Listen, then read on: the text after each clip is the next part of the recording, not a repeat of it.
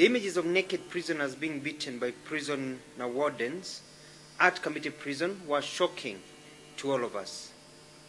The government views with great concern these actions and will not condemn blatant abuses of human rights by those in authority.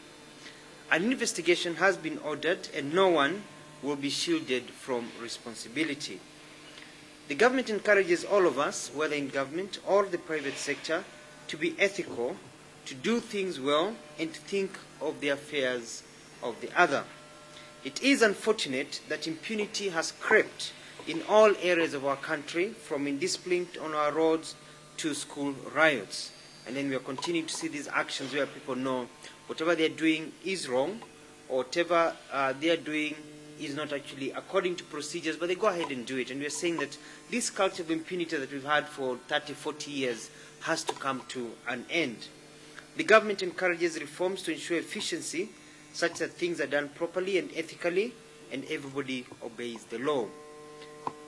I just want to say that it is very sad to see what we watched on television the other day. It is actually appalling. Investigations are being done, but it is unfortunate that people could treat others that way, and we need to encourage a culture where people are more civilized.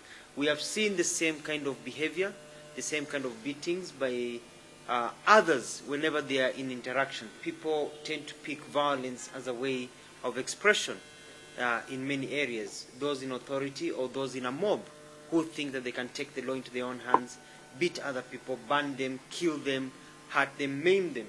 And we have to get this culture out of our system, whereby you have to resort to violence every single time you feel that you're not getting your way, or every single time you feel that you need to achieve a certain target. Violence does not do any good to our country. It just begets more violence, more revenge, and more hurt feelings. So as a country, we need to eradicate these feelings of violence. And then also this impunity of doing things badly. You've seen that the lives of people in Nairobi have become strained, for example, because of the poor driving habits and impunity on our roads, whereby people keep on blaming the police. Why can't the police control traffic? But then the police can control traffic, but also things can be better if, as a society, we just obey the laws without necessarily there having to be a police officer at the place. But we just, if there's nobody to stop us, we just break the law. It's a form of impunity and indiscipline, and that translates the way we relate in many places, and that is actually wrong. As a country, we really need to focus on ourselves. You don't do things properly, you don't do what is right just because somebody is watching you. You do what is right because that is the right thing to do.